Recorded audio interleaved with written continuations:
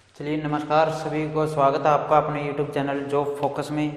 मैं विकास कुमार स्वागत करता हूं आपका अपने YouTube चैनल जॉब फोकस में। तो देखिए डियर स्टूडेंट्स, हमने आप जानते हैं कि एटम की क्लास शुरू की थी। हमने पिछली क्लास में एटम से संबंधित क्लास शुरू की थी और हमने एटम्स के रिलेटेड दो सिद्धांत थे जो वो स्टडी कर चुके थे हम, जिसमें कंजर्वेशन ऑफ मास था और एक लॉ ऑफ प्रोपरेशन था और द्रव्यमान संरक्षण का नियम और शिथिल अनुपात का नियम। ये दो नियम हम स्टडी पिछली क्लास में कर चुके थे। तो आज की क्लास हमारी एटम की सेकंड क्लास होगी। आज की क्लास हमारी एटम की क्या क्लास होगी? सेकंड क्लास होगी। और आज की क्लास में जानेंगे हम डाल्टन के सिद्धांत को, इलेक्ट्रॉन या फिर न्यूट्रॉन प्रोटॉन के बारे में जानेंगे। आज की क्लास में इनके बारे में स्टडी करेंगे कि डाल्टन ने क्या थ्योरी दी थी और इलेक्ट्रॉन प्रोटॉन न्यूट्रॉन ये क्या होते हैं। आज की क्लास में ये जानने वाले हैं। पिछली क्लास में हम जान चुके थे कि एटम एक अविभाज्य कण है, ठीक है ना डियर स्टूडेंट। तो हम आज का कंटेंट हमारा स्टार्ट करते हैं। चलिए डियर स्टूडेंट स्टार्ट करते हैं। अभी तक हमने क्या जाना कि एटम है, जो एटम परमाणु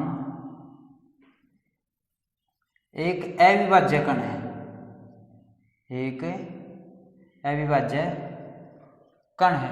इसके बारे में महर्षि कणाद के बारे में हमने जाना।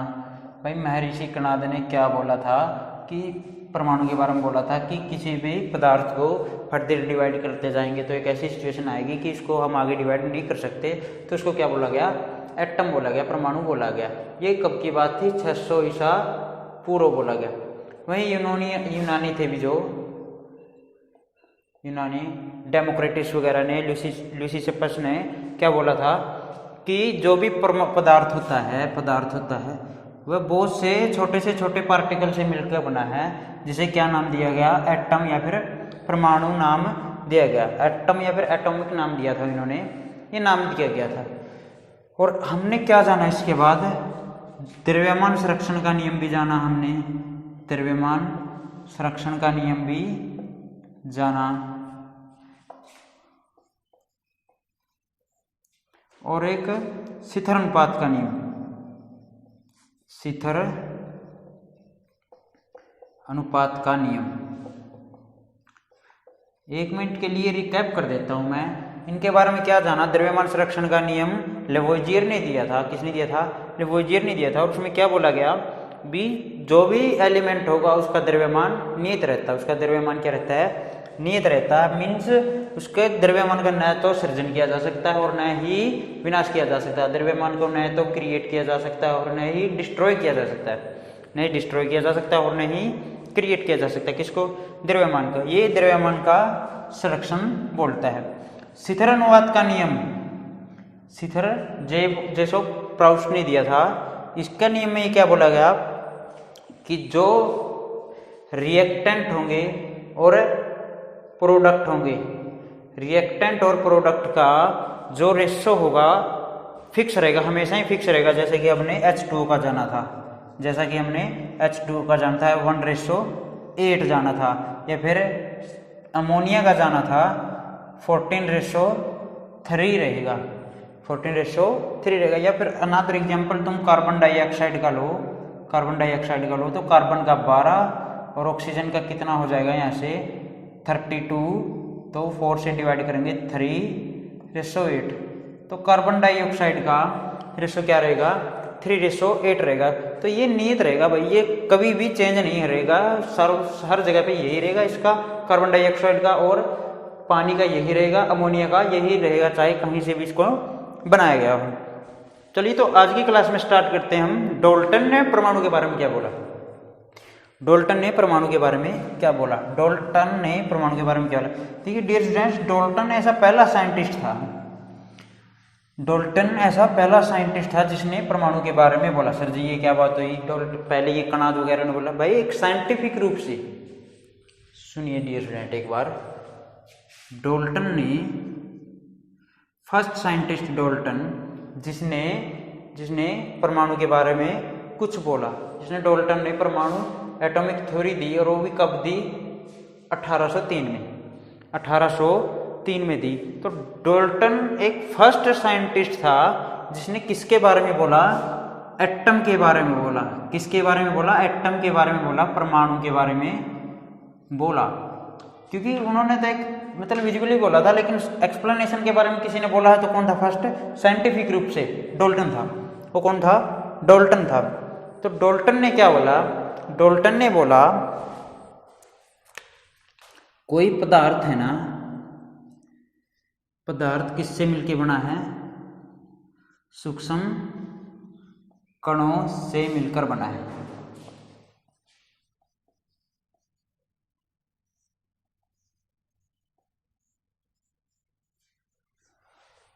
और उन सूक्ष्म कणों को क्या नाम दिया गया, परमाणु, एटम नाम दिया गया। उनको क्या बोला गया, एटम बोला गया। समझ रहे हो ना, एटम बोला। और क्या बोला इसने एटम के बारे में, और ये बोला इसने एटम के बारे में, अगर तुम किसी भी एक एलिमेंट के एटम लेते हो, इसने क्या बोला, अगर कोई एक एलिमेंट है, किसी एक एलिमेंट के, मैं लिख कर बताता हूं तुम्हें, किसी तत्व के सभी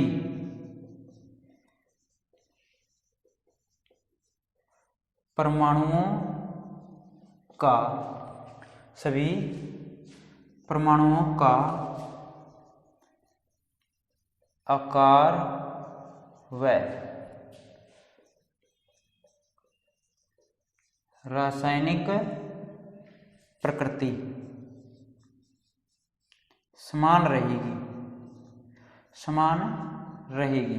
अब क्या बोला, देख भाई डाल्टन ने ना एक क्लासिफाई दे दी, भाई कोई भी एलिमेंट है, कोई भी एलिमेंट है, उसके क्या मिलेगी, इसमें एटम मिलेगी। तो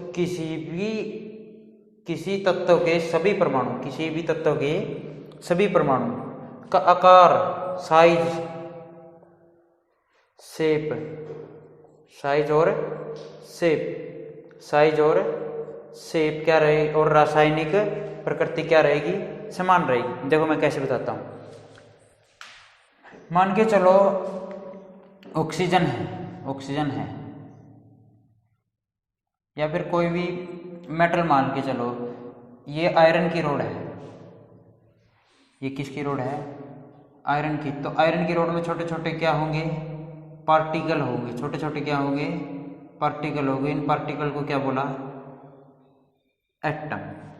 ये क्या होंगे, एटम। ये सबके सब अणु, ये सबके सब अणु किसके हैं, आयरन के। ये सबके सब अणु किसके हैं, आयरन के। तो ये आयरन के अणु है, ये भी आयरन का अणु है, ये भी आयरन का अणु है, ये भी आयरन का, ये भी, ये भी, ये भी, ये भी। ये सबके सब किसके, एटम के क्या है, एटम है। ये किसके, आयरन के। सबके सब एटम है किसके, आयरन के। तो डाल्टन ने क्या बोला, जो इस एटम की शेप है, जो इस एटम की शेप है, वही इस एटम की शेप होगी, वही इस एटम की शेप होगी, वही इस एटम की शेप होगी। तो इन सभी के एटम की शेप क्या होगी, इस एटम के आकार की होगी। मतलब एक तत्व के सभी एटम क्या होंगे, सेम आकार के होंगे, सेम आकार के होंगे, सेम साइज के होंगे। सेम साइज क्या, सेम साइज, शेप, और जो केमिकल प्रॉपर्टी, केमिकल प्रॉपर्टीज है ना, वे भी क्या होगी, सेम होगी। भाई जो केमिकल प्रॉपर्टी इसकी है वही इसकी होगी, वही इसकी होगी, वही इसकी होगी। इन सब की केमिकल प्रॉपर्टी क्या होगी, सेम रहेगी।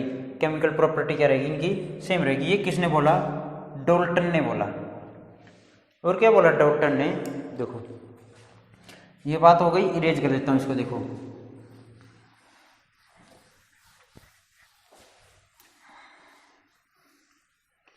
अब डाल्टन ने और क्या बोला, भाई भिन्न भिन्न हो गए, जो भी भिन्न भिन्न तत्वों के परमाणु का साइज, आकार व उसकी केमिकल प्रॉपर्टीज, भाई रासायनिक प्रकृति, उसकी रासायनिक प्रकृति भी क्या होगी, भिन्न भिन्न होगी, वो भी क्या होगी, भिन्न भिन्न होगी। जैसे देखो भाई ये हाइड्रोजन है, ये कोई ऑक्सीजन है। अब इसका एटम, हाइड्रोजन के एटम ये है, ऑक्सीजन के एटम ये है। तो ये दोनों भिन्न भिन्न तत्व है, दोनों के दोनों डिफरेंट डिफरेंट एलिमेंट है ना भाई, दोनों के दोनों डिफरेंट डिफरेंट एलिमेंट है। तो इसका शेप और इसका शेप क्या होगा, डिफरेंट डिफरेंट होगा। भिन्न भिन्न तत्वों का जो भी एटम का शेप होगा, साइज होगा, वो क्या होगा, डिफरेंट डिफरेंट होगा। ये किसने बोला, डाल्टन ने। और क्या बोला इसने, इनकी केमिकल प्रॉपर्टीज, इनकी रासायनिक प्रकृति, इनकी रासायनिक प्रकृति, केमिकल प्रॉपर्टी भी इनकी क्या होगी, डिफरेंट डिफरेंट होगी। इसकी केमिकल प्रॉपर्टी अलग होगी, इसकी केमिकल प्रॉपर्टी अलग होगी, इसका साइज भी अलग होगा, इसका आकार भी अलग होगा। जैसे देखो हाइड्रोजन का ये एटम और ऑक्सीजन का ये एटम, इसका साइज देख लो ऐसा है मान के चलो, और इसका साइज ऐसा है। इसका नेचर अलग होगा और इसका नेचर भी अलग होगा, इनकी केमिकल प्रॉपर्टी अलग अलग होगी। तो क्या बोला, जो भिन्न भिन्न एलिमेंट होंगे उनका एटम का साइज, आकार और उनकी केमिकल प्रॉपर्टीज भी क्या होगी, डिफरेंट डिफरेंट होगी। ये किसने बोला, डाल्टन ने बोला।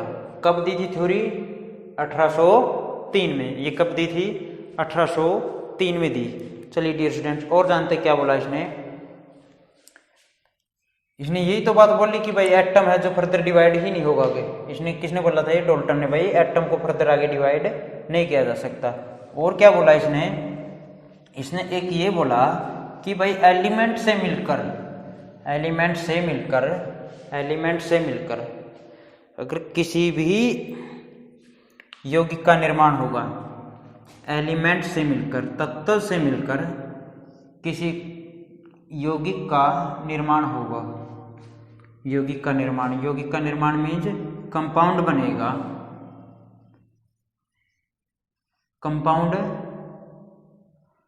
या फिर कंपाउंड किस में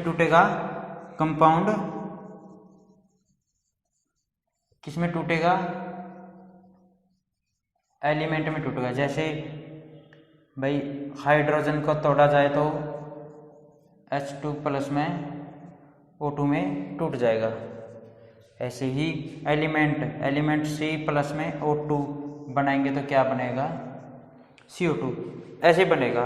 तो इनमें क्या होगा, इनमें क्या बोला इसने, डाल्टन ने ये बोला, जो एलिमेंट होंगे, एलिमेंट मिलके क्या बनाएंगे, कंपाउंड मिलकर बना रहे हैं, तो इनके परमाणु का आकार और इनके परमाणु के आकार इसके परमाणु के आकार से क्या होगा, डिफरेंट होगा। इसका परमाणु का आकार क्या होगा, इनसे डिफरेंट होगा। समझ रहे ना भाई, टूटेंगे या बनेंगे। इसने क्या बोला, भाई तत्वों से सम्मिलित होकर जो भी यौगिक बनेंगे, तत्वों से सम्मिलित होकर जो भी क्या बनेंगे, यौगिक बनेंगे, तो उन यौगिकों के एटम का साइज, उन यौगिकों के एटम का साइज तो एलिमेंट के परमाणुओं के साइज से डिफरेंट होगा। क्या होगा, डिफरेंट होगा।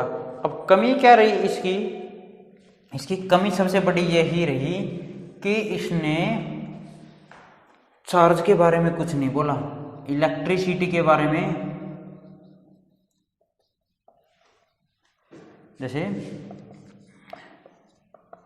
Didn't explain electricity, didn't explain electricity. इसने चार्ज के बारे में, आवेश के बारे में कुछ भी नहीं बोला। लाइक इलेक्ट्रॉन, प्रोटॉन, न्यूट्रॉन, अब तक इनकी खोज नहीं हुई थी। अब तुमने ऐसे ही पढ़ना है ना, तो भाई ईंट पर नाच। इलेक्ट्रॉन की थॉमसन ने, रदरफोर्ड ने प्रोटॉन की खोज कर दी। चैडविक ने न्यूट्रॉन की खोज कर दी। तो ऐसे ही ये चैप्टर पूरा होगा तो हो गया भाई। अगर डिटेल से करना है तो जुड़े रहना, यहाँ पे डिटेल से पूरा चैप्टर होगा। डिटेल से करेंगे हम, इलेक्ट्रॉन को भी डिटेल से स्टडी करेंगे, प्रोटॉन को भी डिटेल से स्टडी करेंगे, न्यूट्रॉन को भी डिटेल से स्टडी करेंगे और एलिमेंट को भी डिटेल से स्टडी करेंगे। एलिमेंट को भी डिटेल से स्टडी करेंगे। भाई यहाँ पे सोच रहे हैं ना जो भाई ईंट पर नाच है तो ये एटम पूरा हो गया, तो भाई हो गया उनका तो पूरा एटम, समझ रहे हो ना भाई। यहाँ पे एटम पूरा नहीं होता, यहाँ तक तो हम अभी तक पहुंचे नहीं, सेकंड क्लास हो चुकी है हमारी, तो इनके बारे में आगे जानते रहेंगे, यहाँ तक पहुंचेंगे। इससे पहली जो थ्योरी हुई है, जो एटम से रिलेटेड थ्योरी हुई है, उनको भी जानना तो जरूरी है ना। डाल्टन लॉ को जानना जरूरी है, द्रव्यमान संरक्षण का नियम जानना जरूरी है। आगे देखेंगे ना ये क्या होगा। अब जानेंगे कि इलेक्ट्रॉन क्या था, अब करेंगे डिस्कवरी, अब करेंगे डिस्कवरी ऑफ इलेक्ट्रॉन।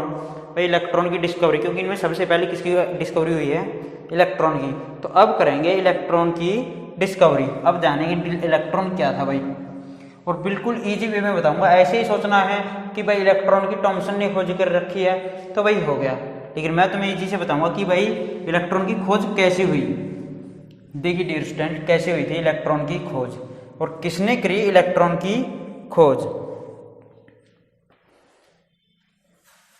समझे ना। और अच्छी बात क्या रही भाई, अब तक हम जान रहे थे कि एटम ही सबसे छोटा है। अब तक तो यही मान के चल रहे हैं ना भाई, एटम सबसे छोटा है, एटम को फर्दर डिवाइड नहीं किया जा सकता, यही मान के चल रहे हैं ना। लेकिन अब डिवाइड हुआ किसका, एटम का भी। भाई जो पीछे थ्योरी आई थी अब कैसे गलत सिद्ध होगी हो, क्योंकि उन्होंने क्या बोला कि एटम को फर्दर डिवाइड नहीं किया जा सकता, लेकिन अब होगा एटम का डिवाइड, क्योंकि एटम से ही निकल के बने कौन, इलेक्ट्रॉन, प्रोटॉन, न्यूट्रॉन, जो एटम से भी छोटे हैं, जो एटम से भी छोटे हैं। तो जानेंगे, देखो अभी की क्लास में देखो डिस्कवरी ऑफ इलेक्ट्रॉन।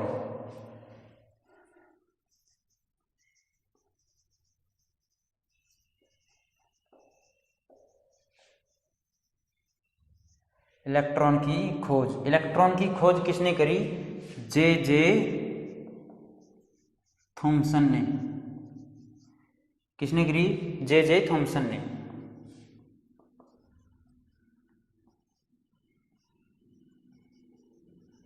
और कब की, 1897 में। डाल्टन लॉ कब आया था देख लो, 1803। उसके बाद कब जाके 94 ईयर्स आफ्टर, 94 साल के बाद किसकी खोज हुई है, इलेक्ट्रॉन की। 94 साल तक हमने यही जान रखा भाई, पीछे तक भी यही माना रखा कि एटम ही सबसे छोटा है, लेकिन इलेक्ट्रॉन की खोज होने के बाद क्या जाना गया भाई, एटम से भी कोई चीज़ छोटी है। तो क्या क्या है आज की क्लास में ये जानेंगे। इलेक्ट्रॉन की खोज किसने करी है, जे थॉमसन ने 1897 में। कैसे की, इन्होंने क्या किया, प्रयोग। इन्होंने क्या किया था, प्रयोग। इन्होंने क्या किया, एक प्रयोग किया। और कौन सा प्रयोग किया, cathode ray tube. Cathode ray, इन्होंने कैथोड रे ट्यूब से किसकी खोज करी, इलेक्ट्रॉन। क्वेश्चन आएगा, इलेक्ट्रॉन की खोज किसने करी, जे थॉमसन ने की। कैसे की, कैथोड रे ट्यूब से की। कैसे की, कैथोड रे ट्यूब से की। कैसे थी हुई थी कैथोड रे ट्यूब से, देखो मैं तुम्हें बताता हूँ। देखो डियर स्टूडेंट, क्या था कैथोड रे ट्यूब प्रयोग, जो था वो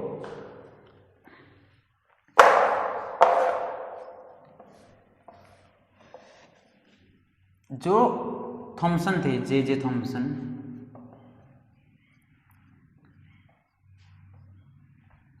इन्होंने एक ट्यूब ली। इन्होंने क्या ली, एक ट्यूब ली, है ना, एक ट्यूब ली। और यहाँ पे एक रोड लगा दी, कैथोड। कौन सी, कैथोड। और एक यहाँ पे क्या, एनोड। एनोड पे कौन सा टर्मिनल, पॉजिटिव टर्मिनल। इस पे धनात्मक आवेश होता है ना, और इस पे नेगेटिव टर्मिनल। भाई इस पे कौन सा चार्ज होगा? Negative charge. और इस पे कौन सा चार्ज है? Positive charge. इस पे कौन सा चार्ज है? Positive charge. अब इन दोनों को ही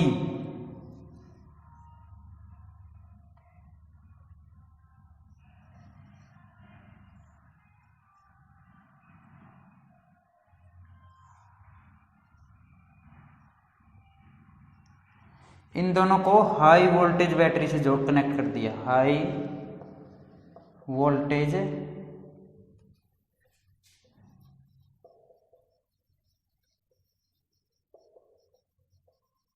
बैटरी से क्या कर दिया? कनेक्ट कर दिया। इन दोनों को ही हाई वोल्टेज बैटरी से कनेक्ट कर दिया। नेगेटिव टर्मिनल किस पे होगा? कैथोड पे। पॉजिटिव टर्मिनल किस पे होगा? एनोड पे। ठीक है ना। अब क्या किया इन्होंने?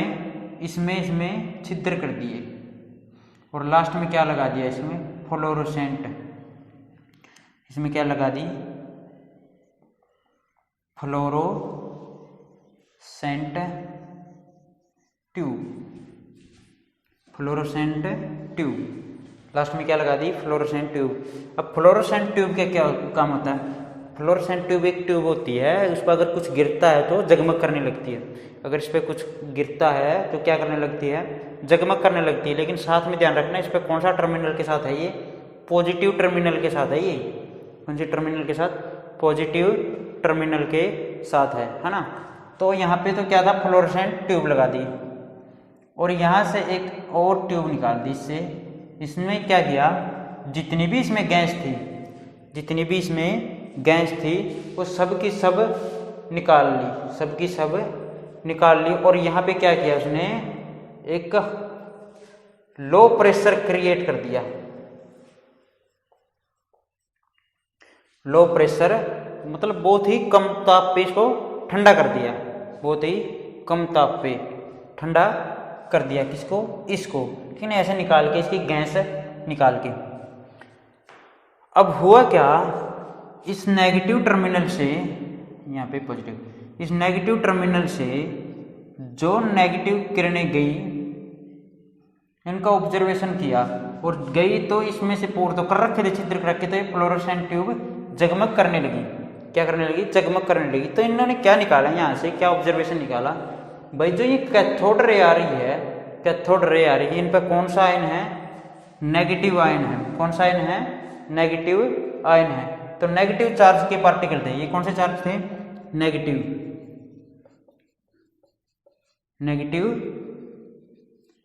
चार्ज था। किस पे? कैथोड रे पे। क्या था?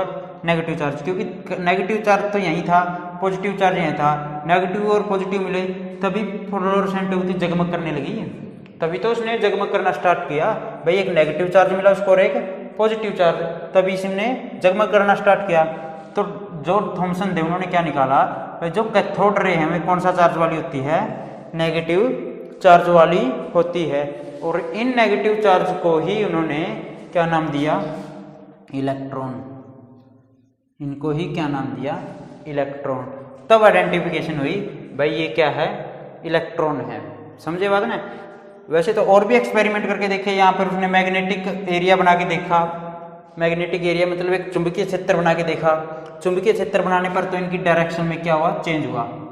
इनकी डायरेक्शन में क्या हो गया था? चेंज हुआ था। लेकिन मोस्टली मेन इंपॉर्टेंट है कि इलेक्ट्रॉन की खोज कैसे हुई। भाई कैथोड रे लिया, एनोड लिया, यहाँ पे पॉजिटिव चार्ज, यहाँ पे negative charge, high voltage battery से कनेक्ट करके इसमें क्या करंट पास किया और इससे पूरी की पूरी गैस निकाल दी। पूरी की पूरी गैस निकाल दी और इसको एक लो प्रेशर क्रिएट कर दिया। इसमें क्या कर दिया? एक लो प्रेशर क्रिएट कर दिया और बाद में लास्ट में क्या लगा दिया? यहाँ पे इसके क्या लगा दिया? Fluorescent tube. और इसमें क्या कर दिए? छिद्र कर दिए, ताकि जो भी ये कैथोड रे थी इसमें इजी से थ्रू पास हो जाए। ये पास हुई, किस पे गिरी? फ्लोरोसेंट ट्यूब पे गिरी, जिससे फ्लोरोसेंट ट्यूब जगमग उठी। तो ये ग्लो कर गई। भाई ये ग्लो करने लगी। तो इनको क्या नाम दिया गया? कैथोड रे हो। और ये कौन सा चार्ज वाली थी? नेगेटिव चार्ज वाली थी। और इनको क्या बोला गया? इलेक्ट्रॉन। तो यहाँ से आइडेंटिफिकेशन हुई, इलेक्ट्रॉन पे कौन सा चार्ज है? नेगेटिव चार्ज है। कौन सा चार्ज है? नेगेटिव चार्ज है। ऐसे इसकी खोज हुई। किसकी खोज हुई? इलेक्ट्रॉन की। समझ रहे ना, इसकी खोज हुई, इलेक्ट्रॉन की खोज हुई, समझे ना। अब देखो डियर स्टूडेंट्स, और क्या इसने आइडेंटिफिकेशन दी, जे थॉमसन ने और क्या आइडेंटिफिकेशन दी, उन्होंने दिया भाई इलेक्ट्रॉन की तो खोज हो गई। अब इलेक्ट्रॉन की खोज होते ही, इलेक्ट्रॉन की खोज होते ही इन्होंने सेकंड रूल क्या दिया, मोस्ट इंपॉर्टेंट रूल है ये, टैग लगा के सुन लो इसको ध्यान से। इन्होंने मोस्ट इंपॉर्टेंट रूल क्या दिया, जो इलेक्ट्रॉन का मास था, इलेक्ट्रॉन का क्या द्रव्यमान था, वो हाइड्रोजन के द्रव्यमान के, हाइड्रोजन के मास का कितना था, 1/80। भाई हमने सबसे हल्का तत्व तो क्या माना था, हाइड्रोजन माना था, सबसे हल्का एलिमेंट तो हाइड्रोजन है। अगर हाइड्रोजन है तो इसका एटम ही हमने सबसे छोटा मान रखा था। अब हाइड्रोजन के एटम से भी, हाइड्रोजन के एटम के मास से भी कितना 1836 भागवा छोटा किसका एटम निकला, इलेक्ट्रॉन निकला। मतलब भाई हाइड्रोजन से भी छोटा, हाइड्रोजन के एटम से भी छोटा क्या निकला, इलेक्ट्रॉन का एटम, समझे ना, इलेक्ट्रॉन निकला भाई, समझ रहे ना। तो भाई इतना भाग था ये, समझे ना। तो अब तक की जो हम स्टडी करते आ रहे थे, जो अब तक की हम सबसे स्टडी करते आ रहे थे, एटम सबसे छोटा है, एटम सबसे छोटा है, तो ये क्या हुई, गलत सीधी भाई पीछे बोला गया था। भाई आज की जनरेशन में पढ़ेंगे हम, आज की जनरेशन के अकॉर्डिंग अगर ये बोल रहे एटम सबसे छोटा है तो क्या है, गलत है। लेकिन पहले बोला गया था कि एटम सबसे छोटा था तो वो ठीक थे, क्योंकि आज के जनरेशन में हम मानते हैं कि एटम से भी छोटे कोई चीज़ है तो क्या है, इलेक्ट्रॉन भी है, प्रोटॉन भी है और न्यूट्रॉन भी है। इनके बारे में तो हमने स्टडी की नहीं है अभी तक, लेकिन इलेक्ट्रॉन के बारे में हमने स्टडी कर ली है। भाई किसने खोज की है, जे थॉमसन वगैरह ने खोज की है, और कैसे खोज की है अभी हमने जान लिया। भाई कैथोड रे ट्यूब यूज करके उसने इसकी खोज की है, किसकी, इलेक्ट्रॉन की खोज की है। तो एटम से भी छोटी चीज कौन निकल के आ गई, इलेक्ट्रॉन।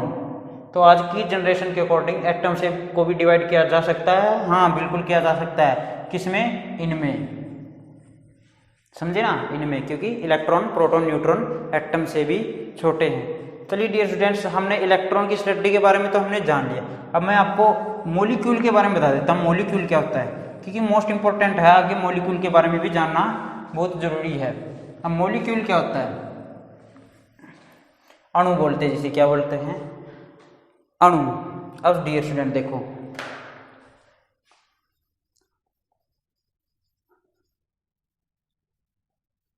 अणु क्या होगा, मॉलिक्यूल दो एटम से मिलकर बना होगा, दो एलिमेंट से मिलकर बना होगा, तो उसे क्या बोलेंगे, अणु, समझ रहे हो ना, दो एलिमेंट से।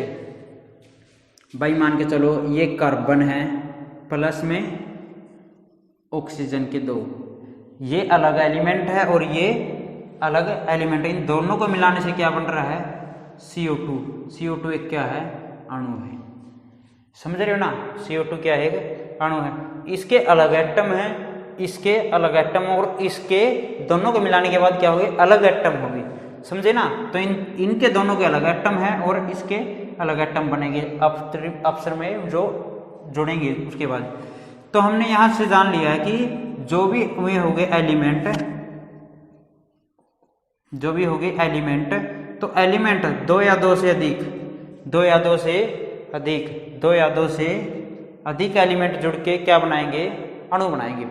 दो या दो से अधिक एलिमेंट जुड़कर क्या बनाएंगे, अणु बनाएंगे। अब अणु को भी फर्दर दो भाग में डिवाइड किया गया है, अणु को भी दो भागों में फर्दर डिवाइड किया गया है। तो कौन कौन से भाग है, देखिए डियर स्टूडेंट्स, अणु दो टाइप के होते हैं,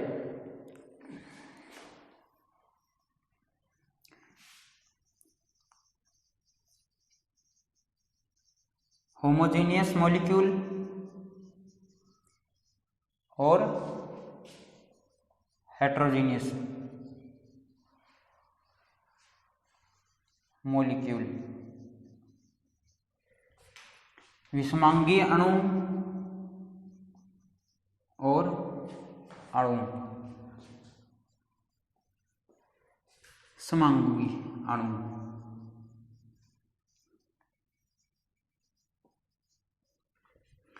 अब विषमांगी अणु कौन से होंगे और समांगी अणु क्या होंगे?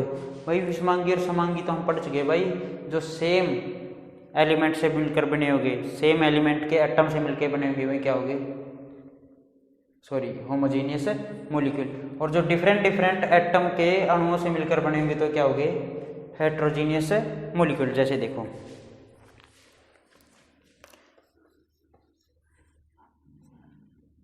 हाइड्रोजन, हाइड्रोजन का मॉलिक्यूल, ऑक्सीजन का मॉलिक्यूल, कार्बन डाइऑक्साइड का मॉलिक्यूल, हाइड्रोजन का मॉलिक्यूल, NH3 का मॉलिक्यूल,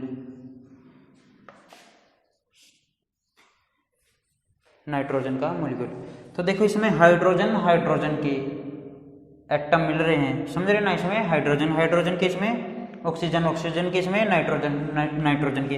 तो एक टाइप का एलिमेंट मिलके क्या बना रहा है? मॉलिक्यूल बना रहा है। अब मॉलिक्यूल कैसे बना सर? अरे भाई इसमें दो है ना, दो एलिमेंट, दोनों हाइड्रोजन जुड़े हुए हैं ना इसमें, एक हाइड्रोजन ये और एक हाइड्रोजन ये, इसमें दो ऑक्सीजन ऑक्सीजन, इसमें दो नाइट्रोजन नाइट्रोजन, ऐसे दो दो एलिमेंट जुड़ के बना रहे हैं ना।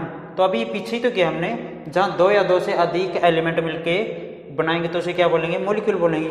यहाँ पे भी तो दो, देखो कार्बन और ऑक्सीजन, यहाँ पर फिर डिफरेंट डिफरेंट है, यहाँ पे हाइड्रोजन और ऑक्सीजन, यहाँ पे नाइट्रोजन और हाइड्रोजन, तो ये डिफरेंट डिफरेंट है और ये क्या है? सेम सेम है। अगर सेम सेम एलिमेंट मिलकर कुछ अणु बनाते हैं तो क्या होंगे? होमोजीनियस अणु, होमोजीनियस मॉलिक्यूल। और डिफरेंट डिफरेंट एलिमेंट मिलकर अब कोई मॉलिक्यूल बनाएंगे तो उसे क्या बोलेंगे? Heterogeneous molecule. उसे क्या बोलेंगे? हेट्रोजीनियस मॉलिक्यूल बोलेंगे। डियर स्टूडेंट्स, आज की क्लास में हमने जाना डाल्टन थ्योरी और इलेक्ट्रॉन के बारे में जाना, और किसके बारे में जाना? मॉलिक्यूल के बारे में जाना। तो आज की क्लास में इतना ही करते हैं डियर स्टूडेंट्स, बाकी का जो होगा अपना कंसेप्ट अगली क्लास में करेंगे। जो भी स्टूडेंट्स हमारी क्लास में फर्स्ट टाइम जुड़ा है तो चैनल को, हमारे चैनल का नाम क्या है? Job focus. हमारे चैनल का नाम क्या है? Job focus. तो चैनल को सब्सक्राइब कर लीजिए और बेल आइकन को प्रेस कर लीजिए, बेल आइकन को प्रेस कर लीजिए ताकि आपको हर क्लास का नोटिफिकेशन मिलती रहे।